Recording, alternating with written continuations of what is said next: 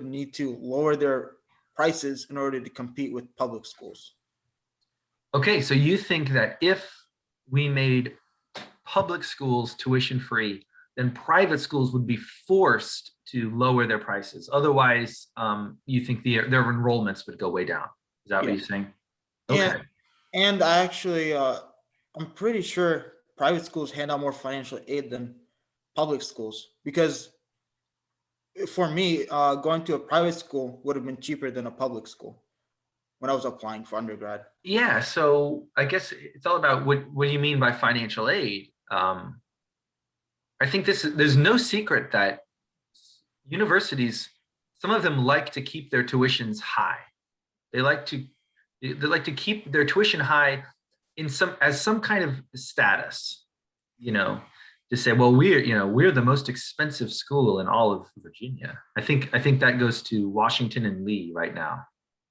I'm not sure about that, but I think last time I checked, a few years ago, I think that it's a small private school in Western Virginia called Washington and Lee is the most expensive. And I think there's some sense where schools actually want that status. It makes them seem exclusive and valuable, or what's the word when it's something is Prestigious. prestigious. Yeah, thank you. Something like that. And but those same schools offer a lot of financial aid or financial assistance to people who can't otherwise afford it. It's almost like this extreme form of price discrimination. Price discrimination, it sounds really bad, like, oh, how dare you discriminate? But it's not a bad thing. You shouldn't think of it like normal discrimination. Price discrimination is simply the practice of offering different prices to different groups of consumers for the same product. And it happens all the time. Seniors get a discount at a movie that we don't get. Students also get a discount at movies, or if you buy something in bulk, they'll give you a discount. Paperback books are cheaper than hardback books. Why do they do all this stuff?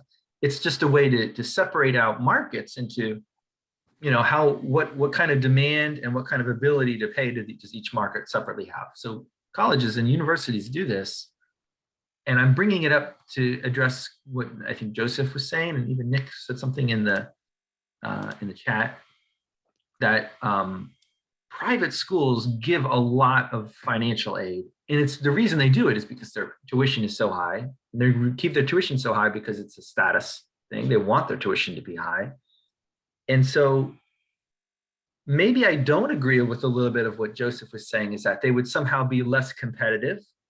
Like if the public schools became free, the private schools, you were saying they would have to lower their tuitions to be more competitive. Well, they don't have to lower their tuition. They just have to maybe offer certain people better, more attractive packages of financial aid, right? Like they could do it almost on a person by person basis. If you're the type of person comes from a wealthy family and you're good enough to get into this private school, they don't have to offer you any financial aid. And they don't have to lower their price. Just because, VCU, you guys know, I don't know what the current tuition of VCU is. I'm sorry about that. I'm a professor here, I should know. But I don't even want to guess, because if I guess too high, you'll think, what, you're crazy. If I guess too low, you'll be mad at me that it's not lower. So whatever the tuition of VCU is, if it all of a sudden dropped to zero, would there be some people who come from a lot of wealth that are currently going to the University of Richmond that would say, hey, you know what? I'm going to switch to VCU now that the price is zero at VCU. I don't think they need to worry about that too much, because those types of people already were not being very price sensitive. Price sensitive means that, I react to changes in prices. I care about the price of something. The more price sensitive you are, the more it's kind of like a way of saying elastic, more elastic you are. So I don't know. It's a speculation I have on my part, but it actually wouldn't affect the tuitions of private schools very much. They still care about their status, and they would probably still see have this price discrimination to get certain people to pay the full tuition, other people not? But that's a good question. I want to read some of the chats unless somebody else has a point they wanted to make.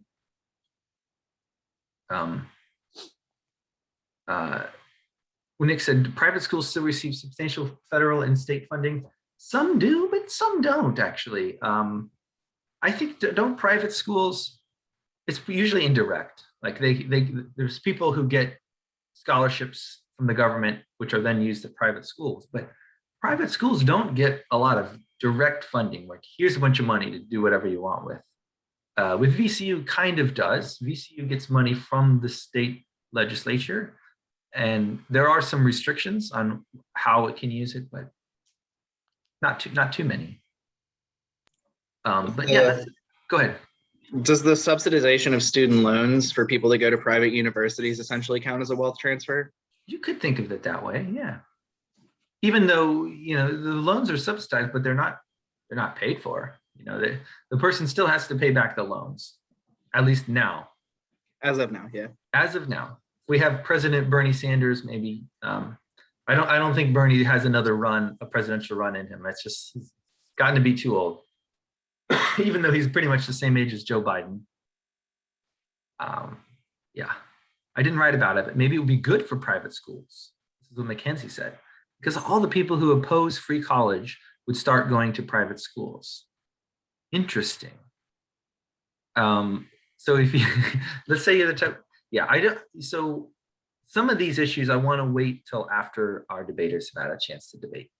But one thing I wanted to swing back on is what we had in the previous lectures about this stuff. And that was, I focused the lectures on signaling.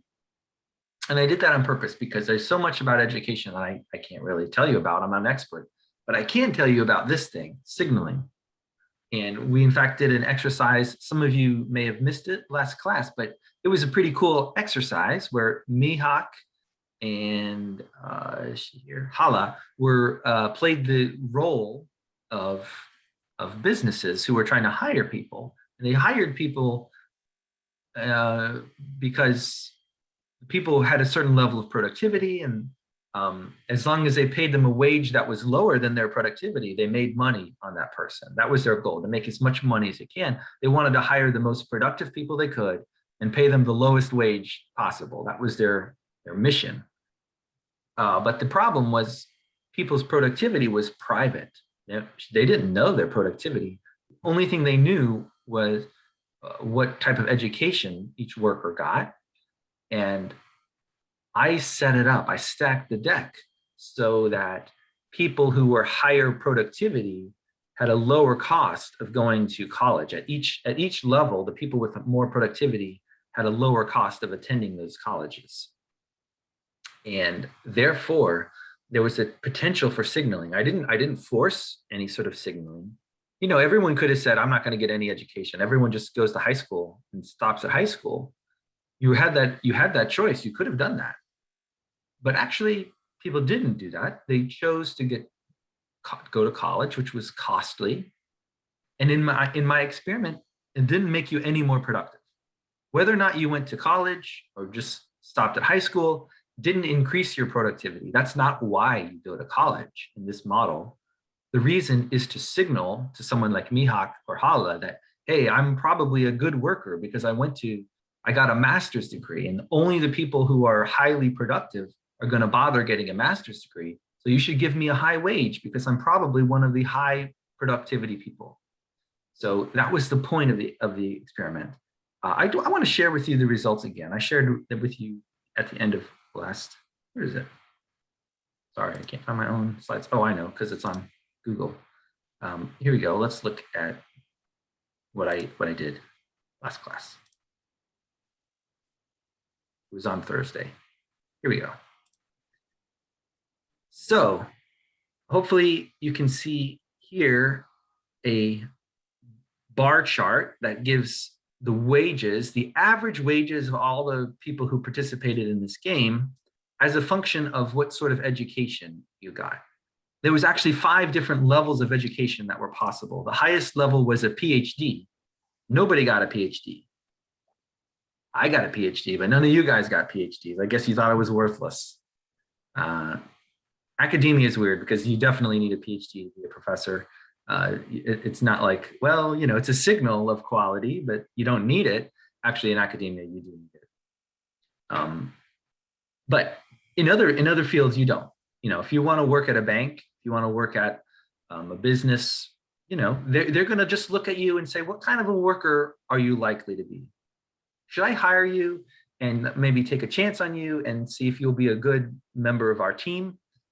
Those people might look at your level of education as a signal of your quality. And that's what happened in our game. The people with master's degree averaged like 160 of wage, which was way higher than anyone else. And in fact, the bachelor's degree helped a little, but it actually didn't help that much over an associate's degree. And this high school degree is really an anomaly. This person got way too much, but they secured a job early in the market where there was still some perhaps confusion or misinformation, but the person who got the high school degree was clever to accept an offer early, and they probably should have been something less than 50 for this. But you can see that signaling worked. In the experiment, the people who got the expensive education, more years of education, it really paid off for them. And just as a reminder, this is what the cost of education looked like. And this chart, you can see the more education you get, the more costly it is. 0, 0, 5, 10, 30, 0, 0, 5. And also going down, the lower your type, the more costly the education is. And over here was your productivity. This was the game we played. And I also asked you to watch this video. I'm not sure if you guys actually did it, or I showed you a little bit of it in class, but I encourage you to watch it. It's, if you go to course documents, it is under video, is education signaling or skill building? So this is another debate among economists at George Mason University who are giving you both sides of this argument. I'm not gonna watch it now because we're about to have a debate about, not about this, but I feel like this is relevant. And getting that credential though is so important. Even to get a job as a street sweeper today, you need a degree. And that's not because you learn anything about street sweeping. It's because people require this credential, and that increases their wages. A lot of what you— yeah, so this argument goes back and forth over whether education is important because it just gives you these credentials and then you can go on and work on whatever your job is, or whether education involves skill building. And it matters for our debate today. It's okay if my debaters didn't really focus on this, but it's what I think of when I'm, as an economist, like what's going on here. If education is really doesn't actually provide you with any new skills that you didn't already have, that doesn't make you a more productive worker, then why should the government pay for it? It certainly isn't efficient. It's not an efficient use of government resources, of taxpayer money, to pay for college if after you've gone to college, you're not any more prepared for you're not any more productive than before. Sure, it might help you individually to go to college because you send the signal that, hey, I'm a college graduate. Take a look at my degree. You should hire me because I graduated from college.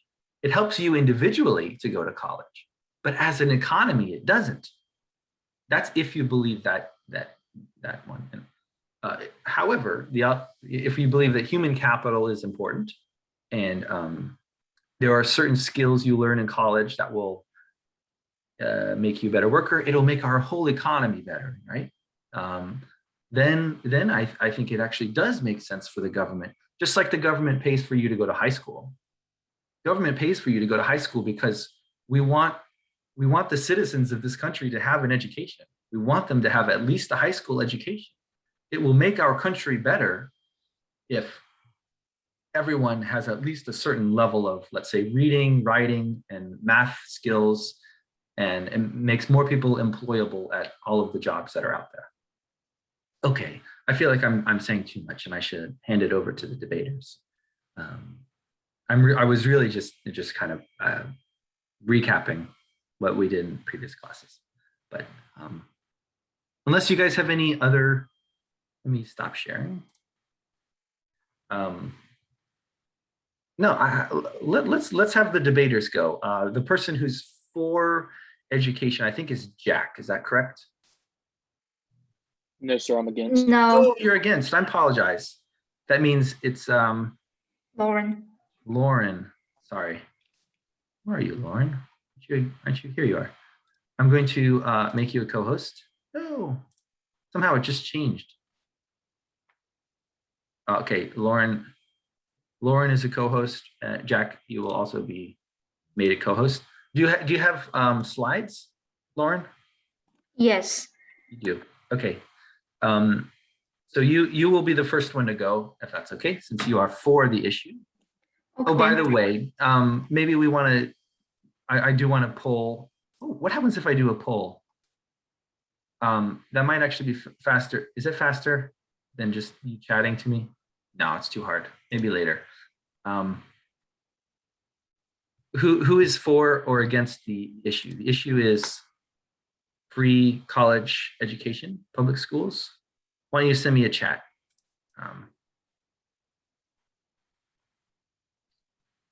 I want to know that who is for or against free, tuition-free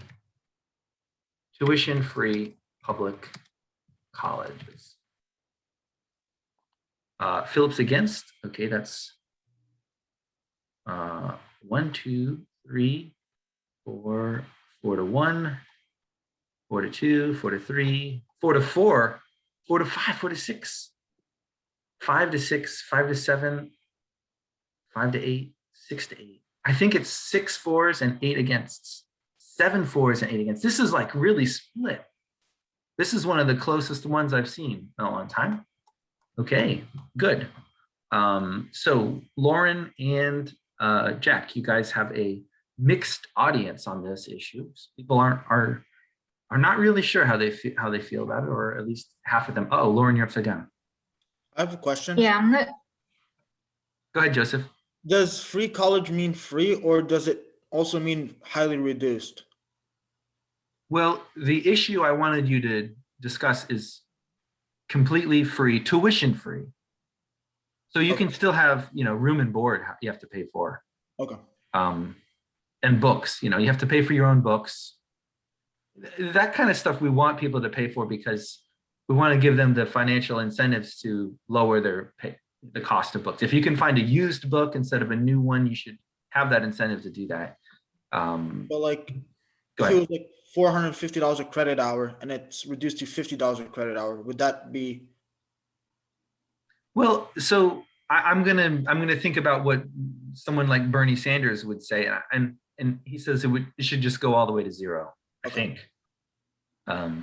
Thank you. That doesn't mean literally everyone's going to go to college, does it? Because these universities are still going to want to be selective. I hope we can talk about that too. That just because you're allowed to, or just because there's no tuition for you to get to a school, you still have to be accepted. It's not like, okay, great, now everyone can go to UVA. It's like, it's an open door, anyone can get in. No, schools like UVA are actually going to be more selective because they're going to get more applications, probably. We can talk about this, but I think the most selective public schools, if anything, will become more selective because they'll have more applications. They can choose a smaller percentage of them to accept. Are you okay, Lauren? You having issues with your camera? Because you seem like you're upside down. Yeah, I'm not sure why it's doing that. So, should I just? Are you on a phone or a computer? I'm on a computer. Yeah, it shouldn't be upside down. I don't know. I don't have any suggestions for that. I would say though, you can just do your best if you happen to be upside down. If it's not too distracting, just go with it. Should I just do a virtual background, but I will still show my PowerPoint and I will give an explanation? Yeah, I'm assuming that most of the time you'll be showing us your PowerPoint anyway. Okay, thank you. Yeah. And you know how to share? I made you co-host so you can share Yeah. whenever you're ready. Okay. You can share.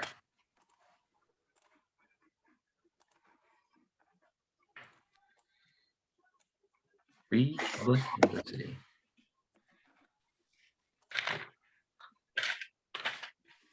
So good afternoon, everyone. My name is Lauren, and I am for Free Public University.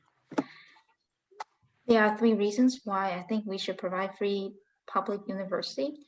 First is to increase quality of labor and human capital. Second is to promote equality. And third, as an investment to the future.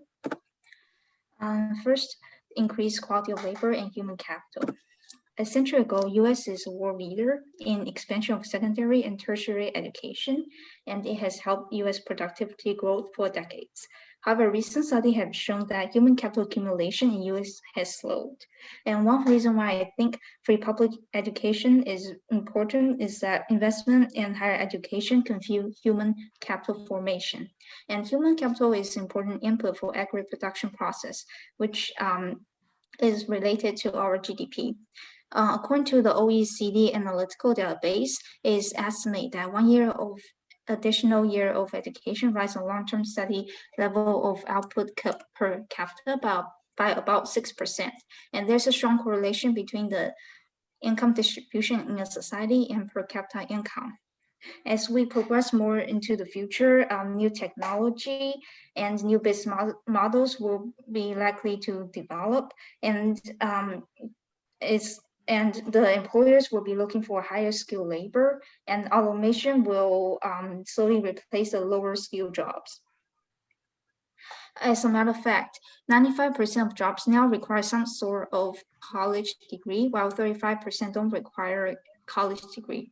And at the rate in which people are getting degree in US will be far short of 5 million labor with some sort of college degree.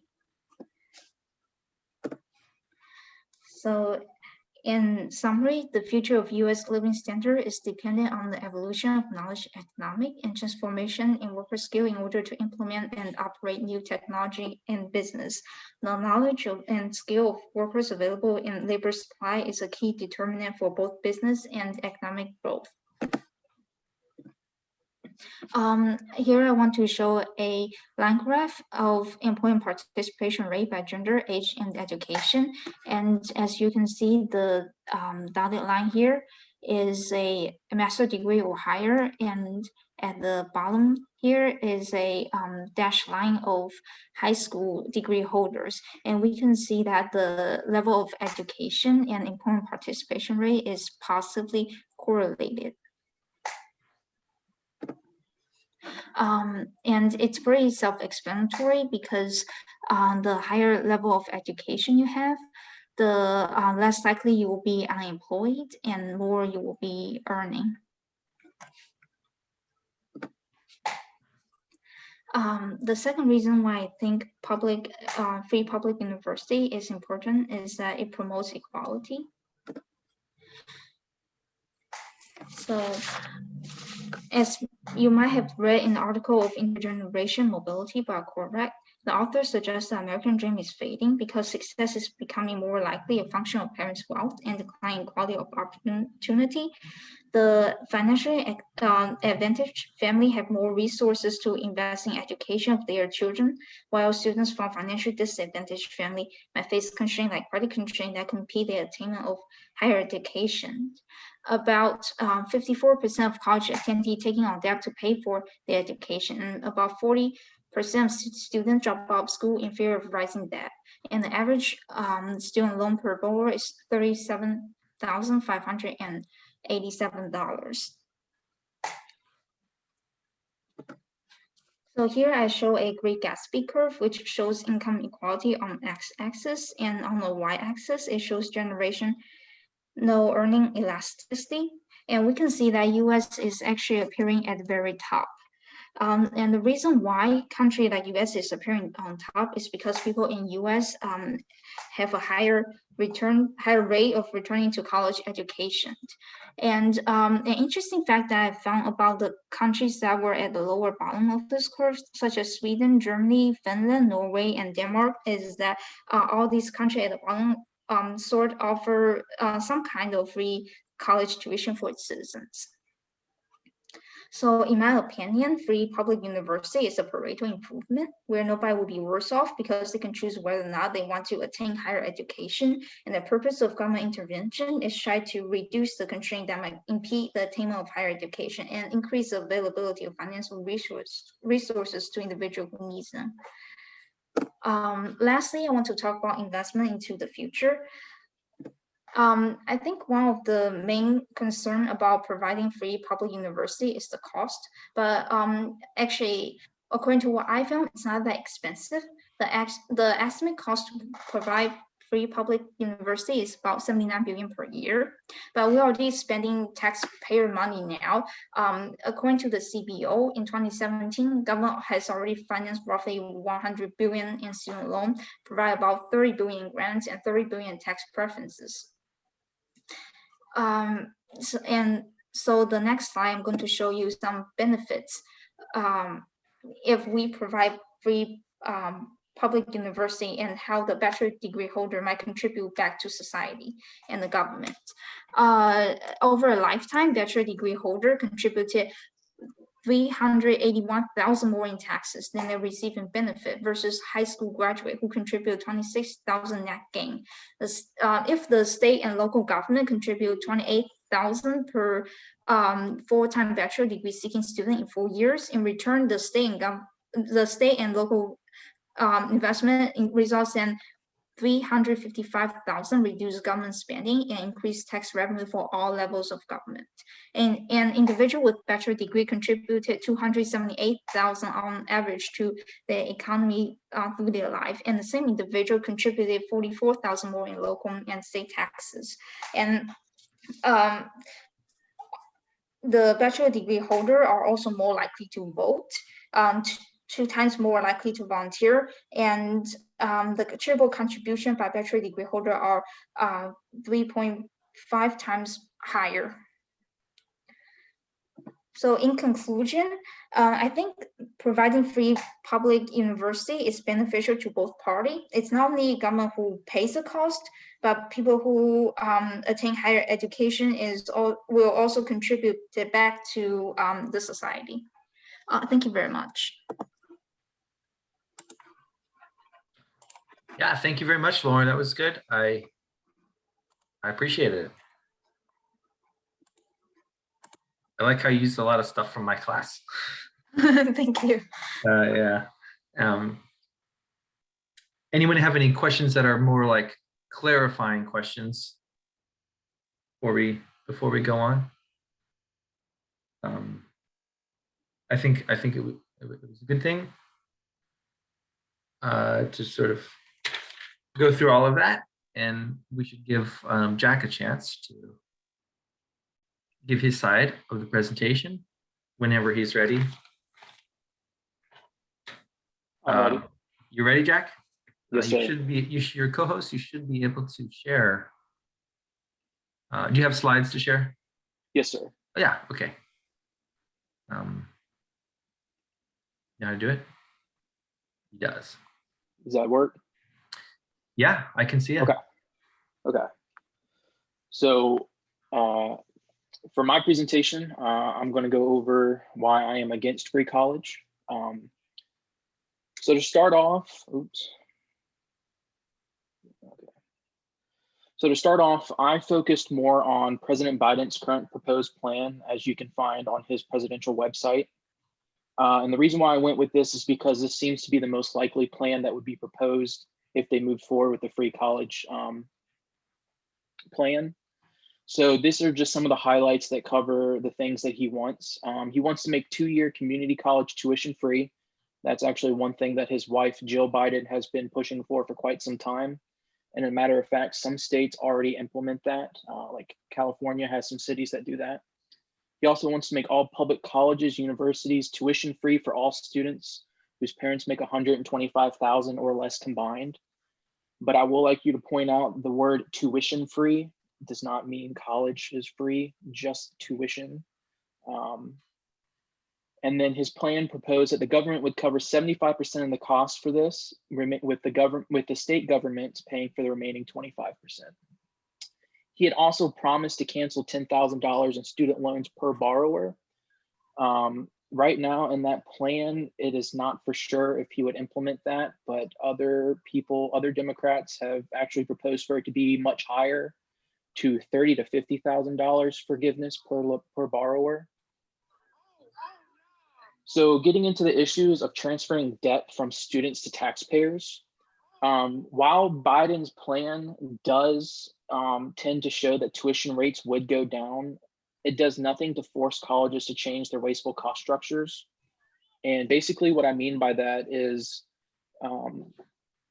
even when tuition rates go down, colleges may still not they may not want to adjust how they spend their money.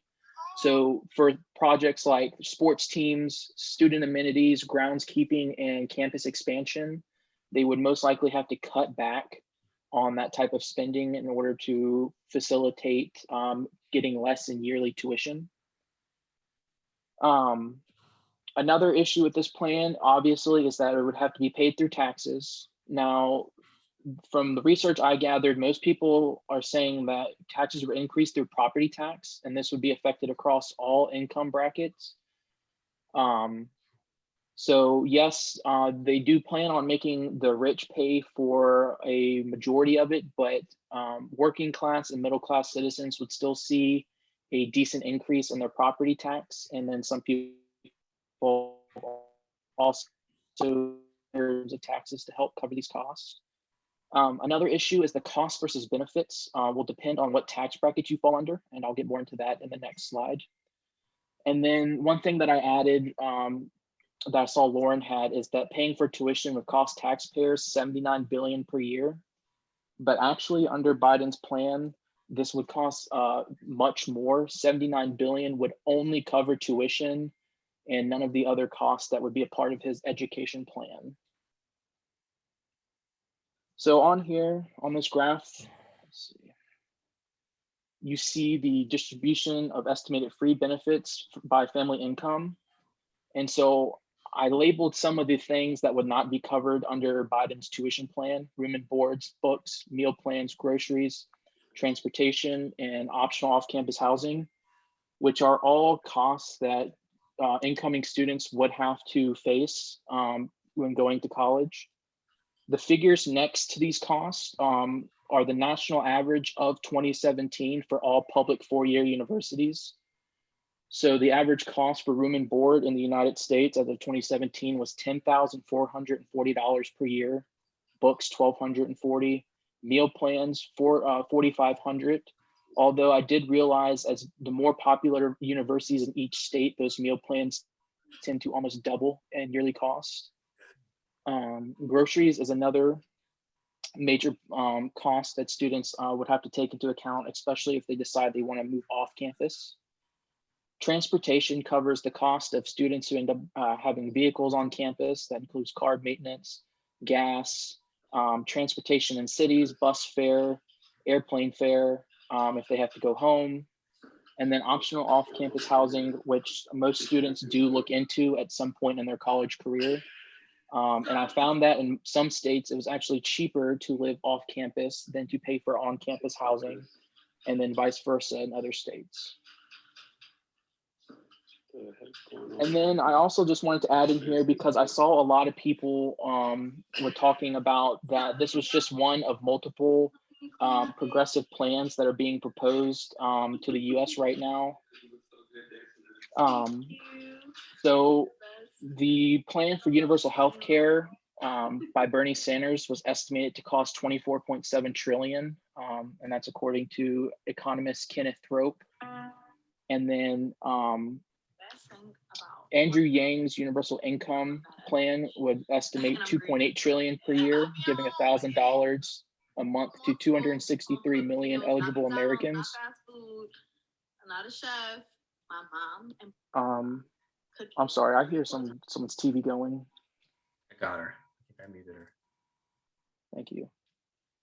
So I just wanted to throw these kind of facts and figures out here just to show that if you were just going for one of these plans, they would more likely be able to succeed, as they would not cost the US government too much over time. But the fact that multiple plans like this that cost trillions in taxpayer dollars can really add up. So I just wanted to add that. And then I wanted to talk some about the negative effects that a free college system could impose.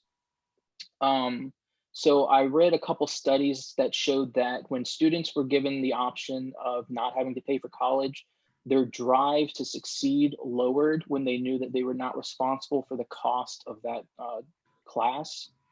And what people say that would lead to is a decrease in productivity. And right now, colleges offer students, I'm sure as you're aware, that if they feel like they're failing a class, they have the option to withdraw at a certain date. But you pay the penalty of having to pay for that class again when you eventually have to retake it down the road. With the free tuition system, you would take away that kind of burden of knowing you have to pay for that class again. So if you aren't that focused or you don't do that well, you're not really worried about dropping that class because you know you can take it again at no cost to you.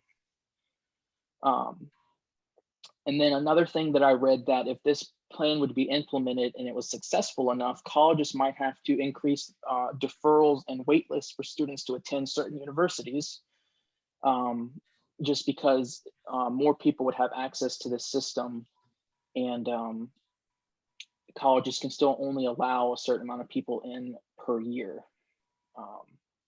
Lastly, and this was one of the biggest issues that I saw, but while this system does allow for more kids to go to college, especially ones who were originally unable to, it does nothing to help the growing need for people in high demand fields like STEM fields. And in fact, kids might want to pursue more general degrees, which can really saturate the quality of that degree. It can drive down the competitiveness for that degree and make getting jobs harder if there's a surplus of people with the same degree in the same field.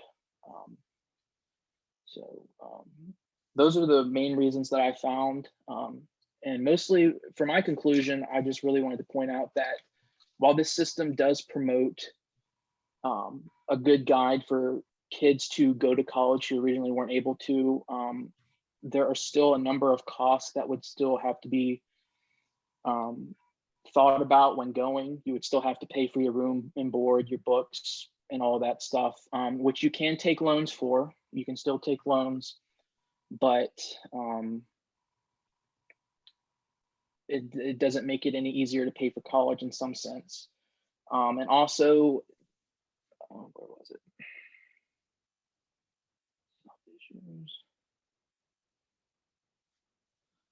Actually, yes, that's it. That's all I have. Thank you. Okay, thank you. We have heard both sides of the debate now. Lauren, actually, would you want some time to have any kind of rebuttal to what Jack just said, or you not want that time? Yeah, I do agree with some of Jack's points, but I'm going to say that going to college is not forced. It's a personal choice. Not everyone will choose to go to college, even if it's free. But this is actually a Pareto improvement if we provide free public university. And we want to promote social equality by allowing students who can't originally afford college to attend college. And that's the main point of providing this sort of welfare. Okay, so what you were saying, when maybe Jack was talking about how it's still going to be expensive for people, and they still might not be able to afford it, but then your point was, well, they don't actually have to go. Is that what you're saying? Or was it something else you were responding to there? Yes, that's what I'm saying. Even he say that the going to college might be expensive, Yeah. because people still have to pay for different fees. But like what I was saying, going college is not forced; it's a personal choice. Yeah. Okay. But and then you said as a Pareto improvement, which is interesting because I'm not sure I agree with that. I'm glad that you brought it up, and I sort of I see why you would think that. You're saying that everyone can still go to college. They're not people who were going to public school now get to pay less tuition, and nobody is being made worse off because of this. But actually, maybe there are some people being made worse off. What do you guys think about this? I was going to speak wait, on maybe that. yeah, Jack, do you have anything to say about that? Yeah, so when she said Pareto improvement, that instantly made me think of, there are going to be losers in this situation. Good. For starters, if just going off Biden's plan, if your family instantly makes $126,000, you don't get access to that tuition, but you will still be paying an increase in taxes to fund other kids to go to school. So you're paying for it, but you're not necessarily reaping the benefit of it. Okay. So I mean, I think the issue I initially posed wasn't this cutoff for 100, but yeah, I mean, whether or not there's a cutoff, there's going to be people who are paying more in taxes probably and don't have kids that are going to college, so they're not benefiting from it, right? Yeah, there's probably some, so that's a good rebuttal. Maybe Jack's saying it's not actually a Pareto improvement for people who pay more in taxes. But maybe Lauren could have a rebuttal to that rebuttal, or Nick, or should we let Nick talk? Lauren, do you want to say anything, or should I give the floor to Nick? You can give the floor to Nick. I want to see what he said. Go ahead. Regarding the idea that there will be losers, I mean, you could apply that logic to unemployment insurance. There are people who are never unemployed in their lives, and their tax dollars still go towards unemployment insurance, but we regard that as a net good for society. And I guess, like, unless I'm misunderstanding, Lauren was kind of talking about like an output gap almost, where like regarding the equity thing, where like you have people who would produce more with a college education if they were able to get one than people who currently have college educations. So that's like an efficiency gap almost in terms of like how we're allocating the good of education. Yeah. Right. Yeah. Right. Or what if you believe, I think Lauren mentioned this, talking about just the overall effect on the economy of having more people with an college education. It's sort of, we really can't tell. It's hard to tell, like, how much more productive will we be as a society if more people go to school. But maybe even the people whose taxes went up, if they can be compensated somehow, maybe you think of it like a Caldor-Hicks improvement, where even if they're not actually compensated, they could be compensated with, what would they be compensated with? Well, a more productive economy, more jobs available, maybe, I don't know, more tax revenue from people who have degrees. She gave this stat where it was like striking, like 10 times as much tax revenue from somebody who had a bachelor's degree. Is that really true, Lauren? Maybe I meant to ask you where you got that statistic, but she showed us like the total tax payment of somebody with a bachelor's degree versus someone who didn't, and it was very different. So what if it's still somebody's got to pay more in taxes, and they don't like that, but the total amount of taxes generated is higher, which means we have less of a debt burden in the future, something like that could compensate for it. Who knows? I thought that was interesting. Let's open up the floor to everybody. Tony P said something about education for all, school to some. I think that might be a Simpsons reference. Miniature American flags for all. I don't know if that is a Simpsons reference, but I, have seen the first 10 seasons of the Simpsons. I've seen every episode dozens of times. I had a question for Go ahead. Lauren and Jack. Did either one of you in your research look at trade schools at all as an alternative to the high cost of college? because I have my brother tried college. He didn't like it at all. He went to trade school for 4 years, and now he got paid to go to trade school, got an associate's level education, is now a welder at the Newport News shipyard. And it was a completely different career path that led to the same level of income as college. But I wrote it in my paper, but it feels like it's almost underappreciated and not really well known. So did either of you look at trade schools at all as like an alternative to the high cost of college? Yes. Yes. So actually, I actually have a younger brother who wanted to go to college, but instead went to trade school, and now he's a master electrician. And he makes more money than my older sister who went to college. And I looked at the average cost for trade schools and time versus the type of wages they make. And actually, trade schools are very competitive in both salary and opportunities for advancement compared to a traditional degree. Welding, HVAC, electrical, masonry, all are very good alternatives to a college degree and far cheaper.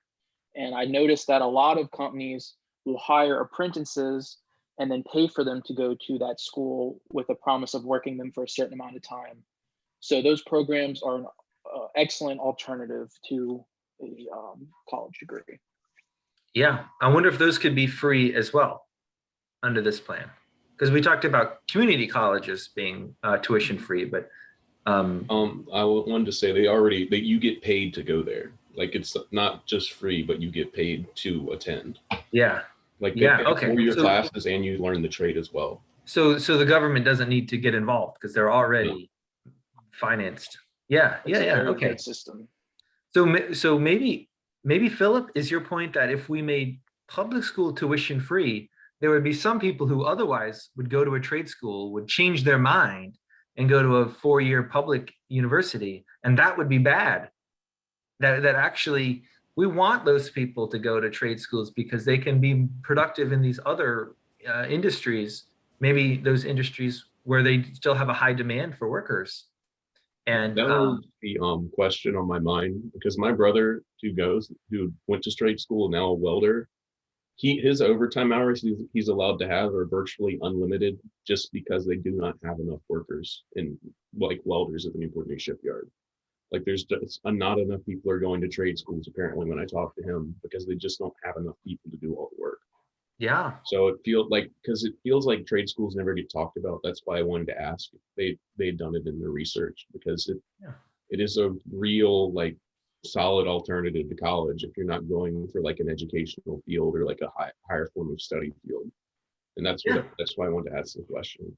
and it's very reasonable to bring that up and to say, maybe what's the bigger picture here? The bigger picture is maybe we don't need to incentivize people to go to college any more than they already are.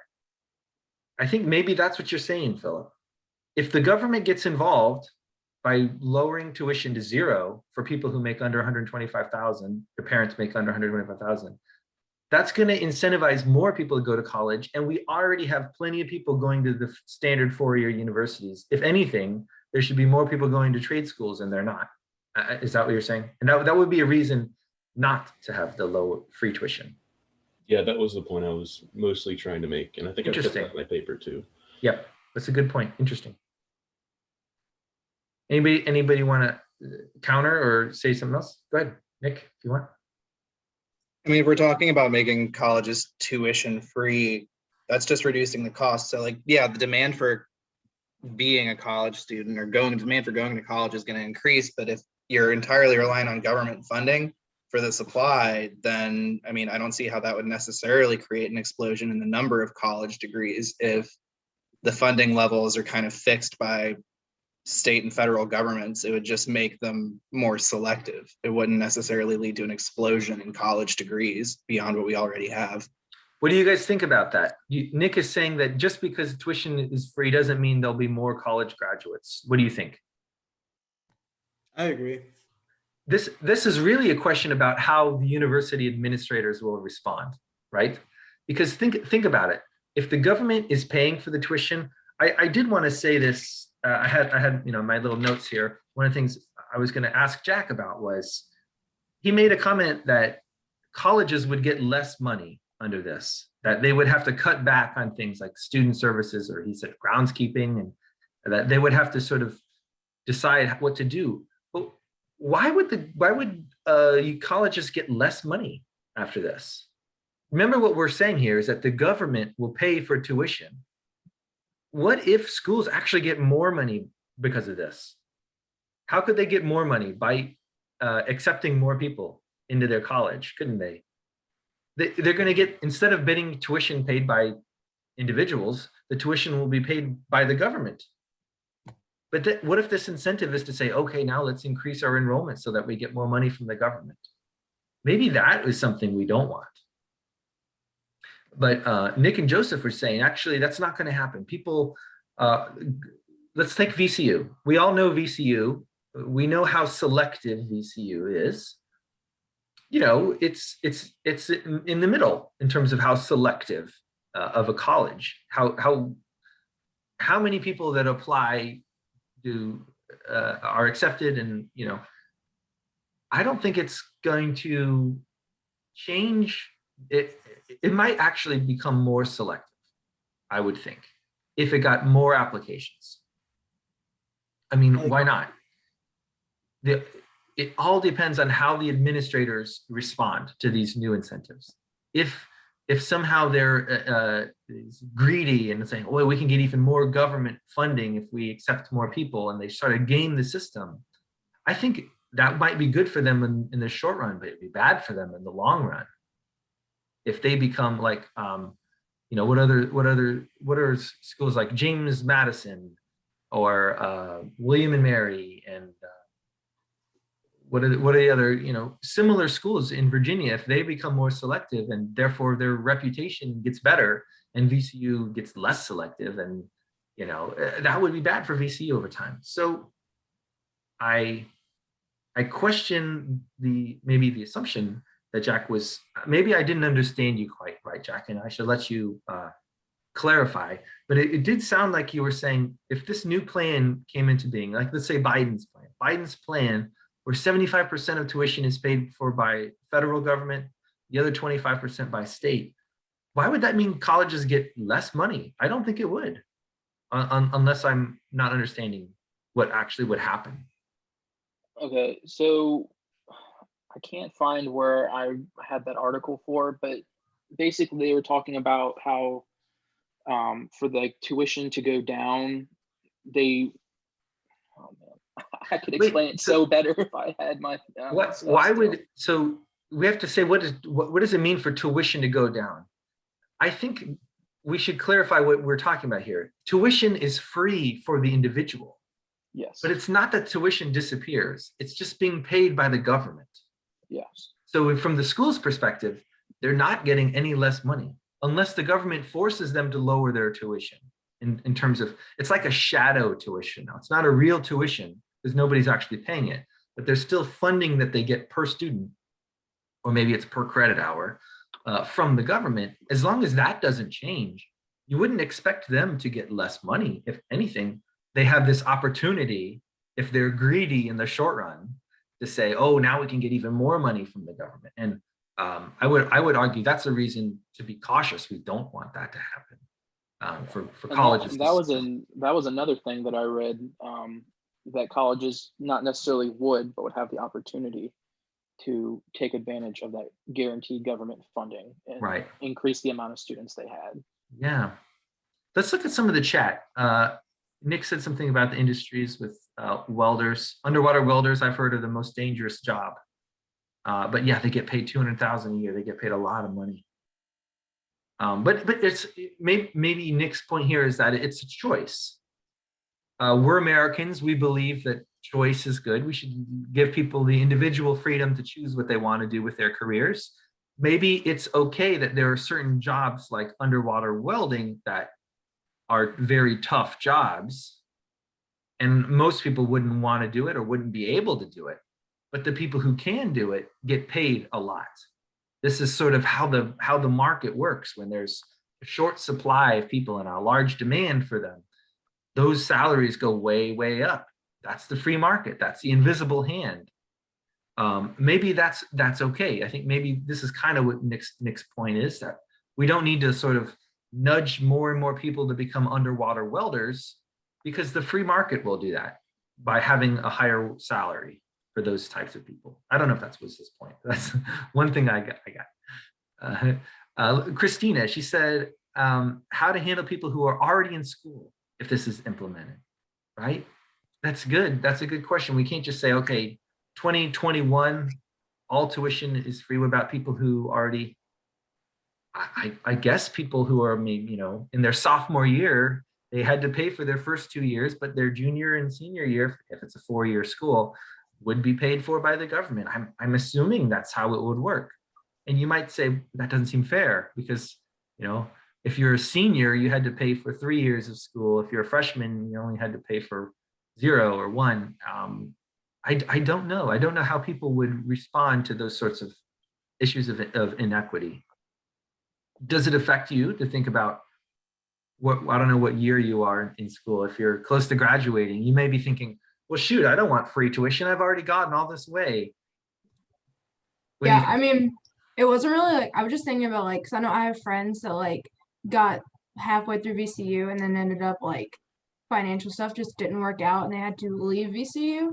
Yeah. So I was kind of just like wondering like if this is implemented, like what would happen if like those people came back? Me, for example, like I'm a junior.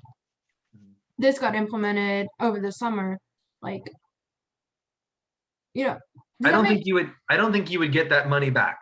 The money that you've already spent on tuition, I think that would be gone. But so your even future, people, go ahead. Like I think it was Jack, maybe the second person that spoke, Jack. talking about the like threshold of like if your parents make this 125,000.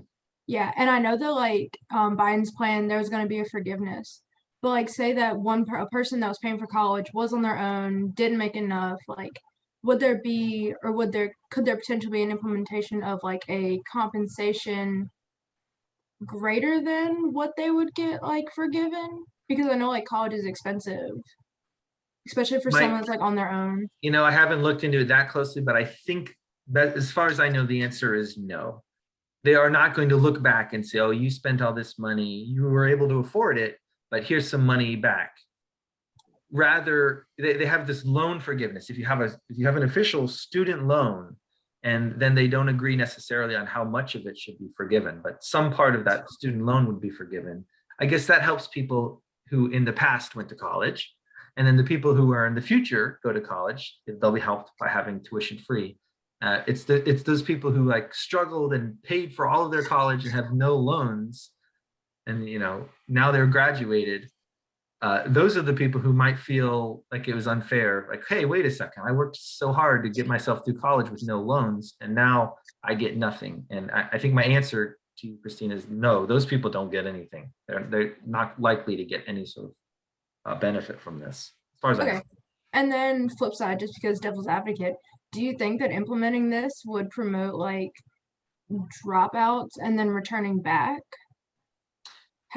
Yeah, Jack said this, like people would have less drive to succeed in school. And I've heard this before. I've debated this thing before. So yeah, a lot of people seem to think this. If you don't have to pay, if you don't have skin in the game, Hamilton quote right here, you got skin in the game, then you might just kind of slack off at school and who cares? You're not really paying for it. And I think maybe that's true. You guys probably are the best judge of that, if that would actually happen. And I guess as an instructor, I wouldn't want that. I wouldn't want my class filled with people who just don't care, aren't going to do anything. Although, it's a reality. You guys are adults. If you don't want to show up at class and don't want to turn in any of the assignments, that's fine with me. I just have to, give you a bad grade. And that might happen more and more often. I think that's what would happen. But I sort of think of college as it's not babysitting. I'm just here to interact with you and as adults and give you this opportunity to talk about what you know and demonstrate your knowledge. And then I grade you based on the knowledge that you've demonstrated. And then you get a grade and you go on to the next class and you get a good job and you have a happy life. It's just it's one step in this a big plan going forward. you're applying for a job Yeah. and your transcript, and they ask for your transcript, and it has all D's on it, I don't think you're gonna get that job pretty quickly. So there's still an incentive because life isn't just about college. If you Oh, yeah. get You're the saying job, your GPA matters?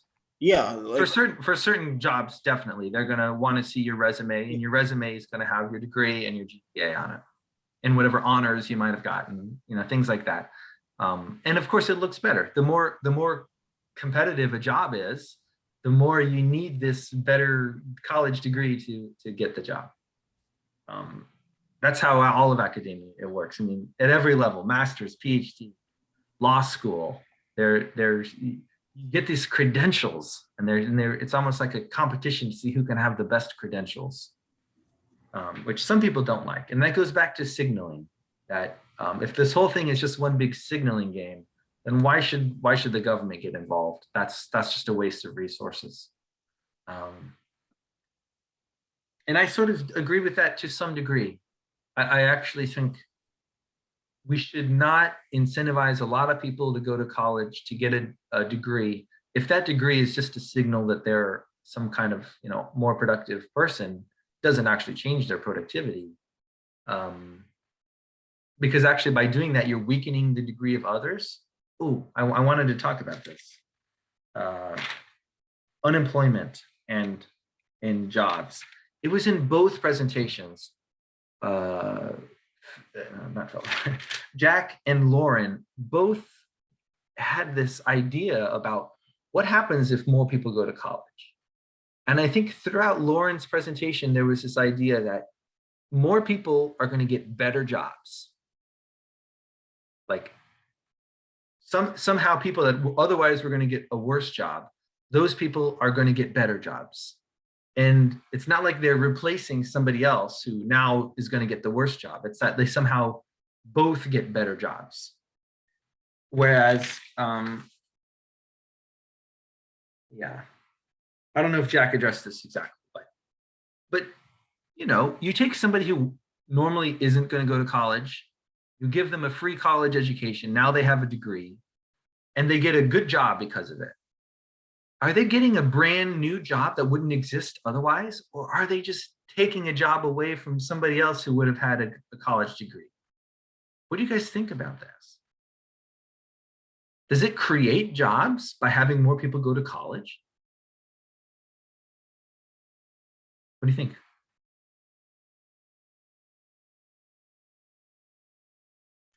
It's hard to answer. It might not create, I mean, it probably will have some macroeconomic loop effects where it will increase employment, but aren't there like a large number of jobs in the US right now that require college degrees that are just unfilled? Wouldn't that help fill a lot of those positions? I'm not an expert in this field, but my impression is that those jobs you're talking about are with concentrations that people choose not to get. There's a lot of new technology. There's a lot of new technology now that you need a technical education to do. And it's just like the university academic structure hasn't changed in a way to meet that demand. So that the windmills, you can get electricity from windmills, and people are building these windmills and putting them up, and they need technicians to work on it. And there's just not enough people. Not enough people chose to specialize in that degree to be able to do that. And I don't think it's that in general there's not enough college degrees. It matters what you get your degree in. So I think. Speak on that. Go ahead. Well, on one of my slides, I talked about how it doesn't really, if the free college system doesn't help promote degrees that are in high demand. Yes, like your you STEM did say degrees. that. So Correct. that was one thing that a lot of people were talking about when I was researching that. Yeah. You can go to college now and you can get a degree, but it doesn't necessarily mean you're going to fill those high demand jobs in those very specific fields like engineering, mechatronics, science, technology. Yeah. Those are still harder degrees. And just because you're going for free doesn't mean You're going to want choose that path. Yeah, I think that's a great point.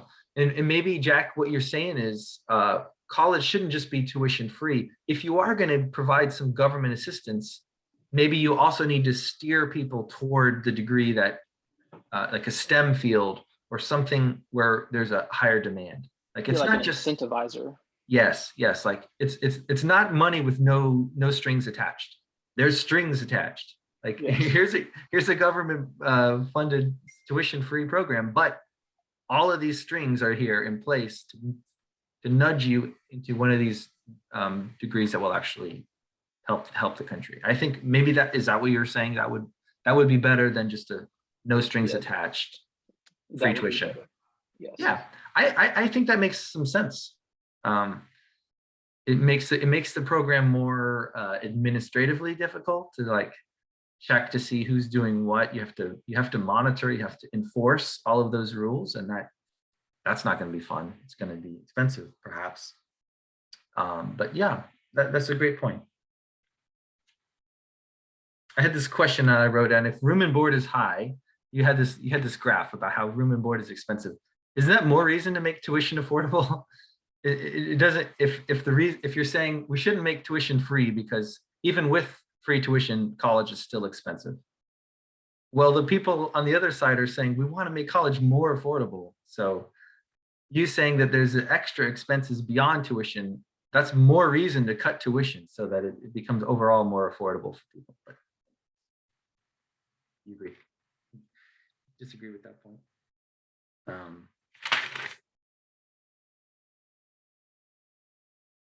Tax revenue going up, but we just changed it. I wrote a lot of notes to myself about, are we just changing who gets the job, right? Rather than creating a job. I think that's an important question.